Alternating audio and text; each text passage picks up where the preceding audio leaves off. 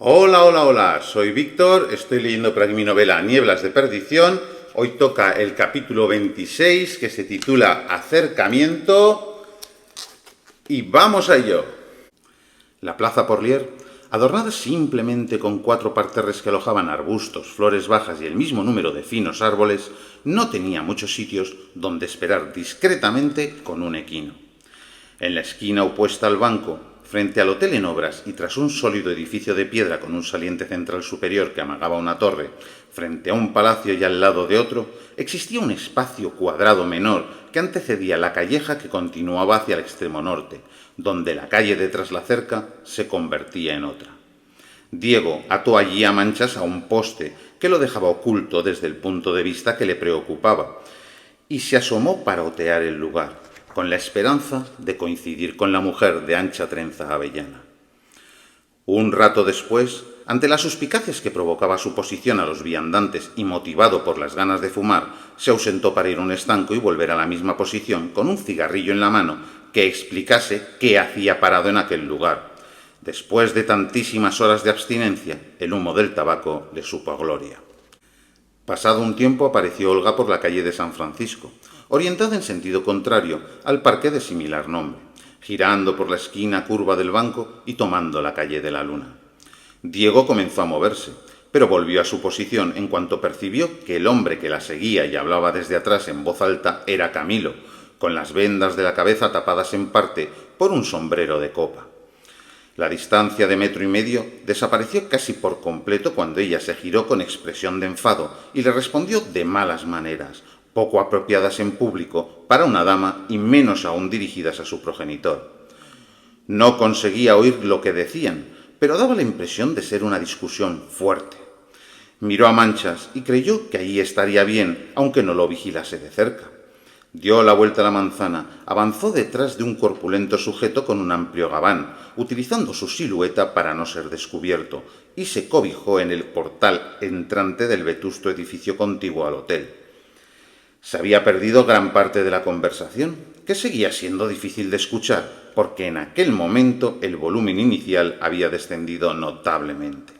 «Pues miré a otro sitio», soltó Olga. «Si no me va a dejar tranquila ni un par de días en este tugurio de cotillas y chivatos, es la única opción aceptable».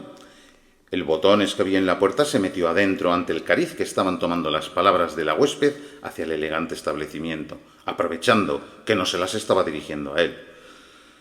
«Ser razonable, Olga», exigió Camilo. «¿De qué vas a vivir? Que sea de lo mismo que usted, no, desde luego. Vuelve a casa y hablaremos tranquilamente», propuso él, oteando en todas direcciones. «Este no es lugar para...» «Padre, estoy muy decepcionada con usted. Ya una hija no debería ni poder ocurrírsele nada semejante. No digamos ya...» «¿Tú estás decepcionada?», berreó Camilo, tan alto que un par de transeúntes se giraron hacia ellos fugazmente. «Eres una ingrata que no tiene ni idea de cómo funciona la vida. Eres una mujer soltera sin oficio ni cuenta en el banco.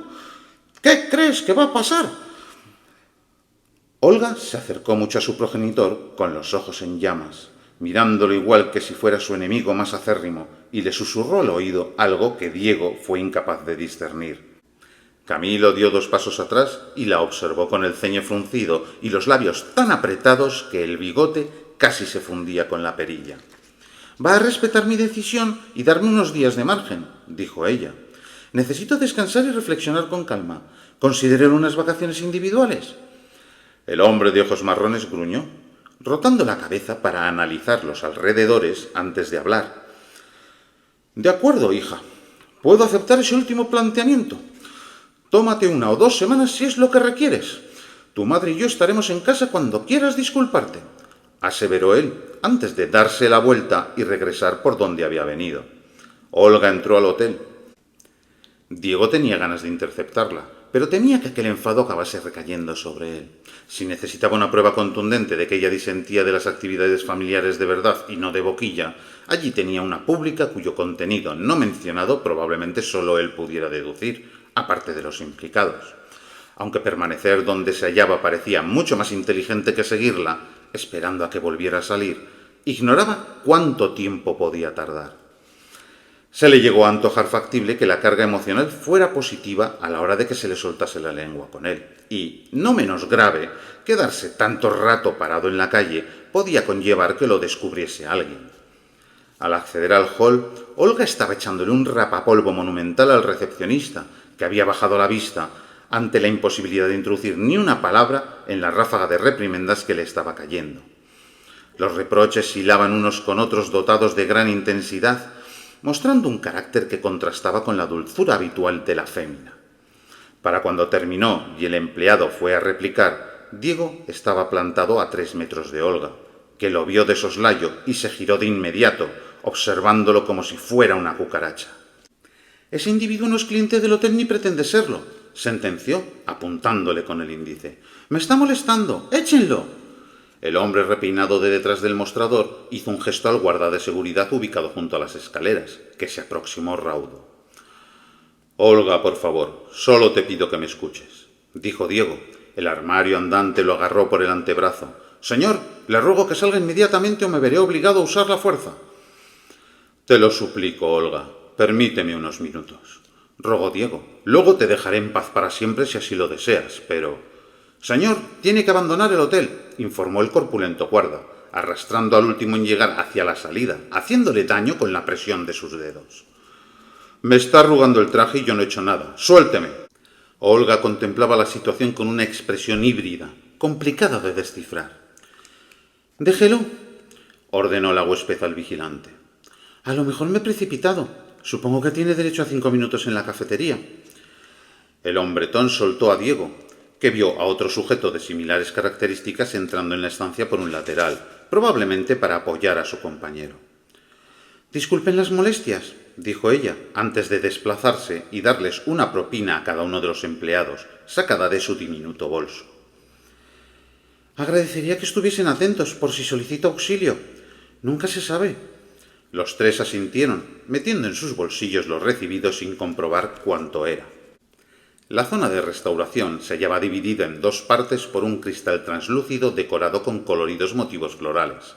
Al otro lado se encontraba el comedor, donde las mesas ya estaban preparadas para la comida y 2 parejas de aspecto inglés les daban temprano uso. Olga eligió un sitio apartado de la barra, tras una columna cilíndrica, junto al simulacro de vidriera. Aguardó a que Diego moviera la silla acolchada para facilitarle que se sentara, cosa que hizo lentamente y sujetando la media crinolina a través de la parte alta de la falda. Luego él hizo lo propio en el asiento opuesto.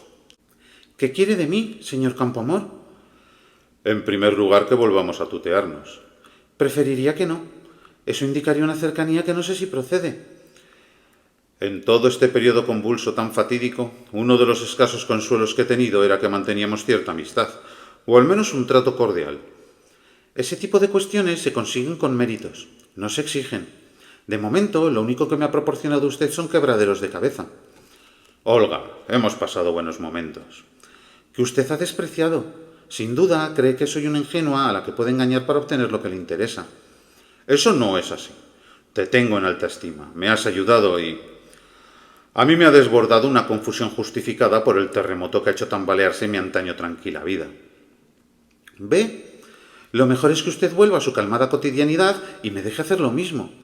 No puedo continuar sin preguntarte sobre un par de cuestiones. Los hechos recientes han sido duros y yo... Yo. A usted no le importa a nadie más que usted mismo. Solo quiere meterme en más problemas. Tuvo la oportunidad de recibir mi atención y... Niegue que mató a mi tío y a mi prima, niéguelo.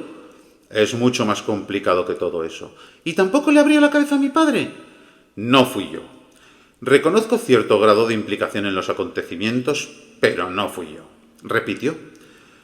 Sabes que tu familia tramaba algo y estoy convencido de que los motivos no se resumen solo a cuestiones económicas. Me resulta difícil avanzar sin comprender. Yo también necesito entender muchas cosas y usted no dice nada de valor. Balbucea como un niño pequeño, cuando está claro que es un delincuente agresivo al que he concedido demasiado margen de confianza. ¡Váyase el cuerno! Olga, he sido un estúpido. Nunca debí elegir a Amelia. Tú le has dado sentido a mi existencia. Me has descubierto que soy distinto de como pensaba. No hace falta que respondas ninguna pregunta ni pretendo reclamarte nada. Tan solo decirte que llevabas razón. Aquella noche fue amor real. No lo supe porque era un ignorante en esos temas. No puedo quitarme de la cabeza la dulzura con la que me has hablado hasta ahora, la calidez que me has transmitido, el riesgo que has corrido para avisarme de lo que se me venía encima y lo absolutamente necio que he sido al no verlo antes. Te ruego que me perdones y tengas en cuenta que no tendría por qué estar aquí. Olga rebajó la dureza de sus ojos durante un instante, como si estuviera planteándose algún tipo de decisión. Usted siempre está donde no debe, así que no es de extrañar que prefiera atormentarme a permanecer oculto, a salvo de cuantos le buscan. Eres consciente de que hay afinidad entre los dos, y ambos somos las víctimas de esta historia. Sé que no querías que matasen a nadie, y tú sabes que yo tampoco. Dicen que a Claudia la secuestró usted con fines libidinosos. ¿Y la niñita? ¿Dónde está la bebé que tu madre mantenía fría y desnuda? La mujer de Iris Avellanas dio un respingo y se le humedecieron las retinas. «Estás jugando sucio», acusó Olga, volviendo al tuteo negado. «No tengo nada que ver con eso y ha quedado patente. Eres tú el que sí está implicado en las muertes y agresiones a familiares míos y ni siquiera lo niegas». No fui yo exactamente, y si actué en algún momento fue en defensa propia, o porque habían dañado a los míos. He perdido más que tú. Aclárate, no fuiste tú, pero actuaste. Explicar eso requiere más de 5 minutos. Lo dije en su momento y lo hago de nuevo. El que perdió al rechazarme fuiste tú, exclamó la bella fémina, levantándose y emprendiendo su camino, con una gota solitaria recorriendo su mejilla. Ojalá no te hubiera conocido nunca. Diego recordó sus palabras exactas al despedirse en el laberinto, antes de que él fuera hacia Amelia. «¡Que te vayas, imbécil! Ni siquiera atisbas una ligera noción de lo que acabas de rechazar, Babayu. Tú eres el que ha perdido hoy». Lo peor era que parecía llevar razón. De haber escuchado el corazón en ese preciso instante, en lugar de seguir los supuestamente convenientes requisitos familiares, todo sería maravilloso y no cabalgaría sin riendas sobre una bestia salvaje hacia la catástrofe total. No había hecho nada, ni replicar ni seguirla. Continuaba sentado en la mesa vacía, con la mirada perdida, sumido en reflexiones que lo alejaban de una realidad que no lograba asimilar. Los 2 robustos guardas de seguridad se colocaron a un par de metros de él y entre ellos. «Señor, las instalaciones del hotel son de uso exclusivo para huéspedes. Le rogamos que se marche ahora mismo». «Sí, por supuesto», aceptó Diego, poniéndose en pie. En el exterior había empezado a chispear. Al salir, sacó el sombrero de Clack, que llevaba plano dentro de la chaqueta, lo desplegó y se lo puso. No le gustaba aquel invento supuestamente práctico. Los laterales quedaban algo arrugados y tampoco le resultaba cómodo guardarlo cuando no lo usaba. Sin embargo, Bruno se lo había cedido con su mejor intención, debido al argumento de que pretendía guardar las prendas en las alforjas. Antes de que hubiese dado 3 pasos, 4 agentes del Cuerpo del Orden Público aparecieron por ambos lados, muy cerca y armados, abandonando los entrantes arquitectónicos de edificios contiguos en los que se habían cobijado, dándole el alto con tono imperativo. Los escasos viandantes del extremo opuesto de la plaza avivaron el paso para alejarse de la zona. «Diego Campoamor queda detenido por los asesinatos de 14 civiles, 4 guardias y el secuestro de una mujer, entre otros cargos. ¡No se resista!», dijo el de mayor rango, sin perderlo de vista ni un instante, analizando cada movimiento de su presa. El delgado y alto joven de cabellos oscuros notó que se le revolvía el estómago y le ardía la garganta. Echó a correr hacia donde había dejado a Manchas, temiendo tanto ser capturado como soltar lo que llevaba dentro. El primer disparo fue al aire, de aviso, mientras el uniformado le insistía en que se detuviera. Una lejana transeúnte chilló. No había terminado de cruzar la calle cuando surgieron 2 agentes montados al trote por la derecha, para cortarle el paso. Creyó que podía evitarlos desviándose e interponiendo los parterres de la plaza. El segundo escopetazo impactó en su pierna izquierda, tirándolo al suelo y haciéndolo rodar hasta el bordillo que precedía a un seto. Un enorme grito acompañó a Diego desde el inicio de su caída, convirtiéndose en un sonido gutural ante la apertura bucal completa. De su interior brotó la niebla plateada en forma de chorro a presión, provocando una exclamación de asombro entre los presentes. Los vaporosos zarcillos se arquearon a lo largo del lugar, saltando obstáculos, generando cúmulos, invadiendo el espacio, atrayendo brumas que emergieron de firme muros y bocacalles, de un modo inexplicable. Sonó otro estruendo armamentístico, que generó una lluvia de hojas verdes sobre el rostro del maldito, que se retorcía descontroladamente mientras los destellos metálicos surgían por doquier. Un cachiporrazo le dio en la frente y otro en la nuca, pero Diego seguía lanzando un torrente de humedad gris con hilillos azulados. Los dos hombres que intentaban sujetarlo no pudieron impedir que les diera de lleno aquella extraña materia a propulsión. Las negaciones vocales irrumpieron en cuanto las siluetas índigo, ultramar y cian empezaron a revolotear de un sitio a otro y a hacer zigzags, haciendo picados sobre las cabezas de quienes pretendían arrestar al joven Campoamor. Entonces, en mitad de la algarabía de berridos y tiros, Amelia se plantó delante de Diego, respaldada por Ignacio, Mauro y Petra.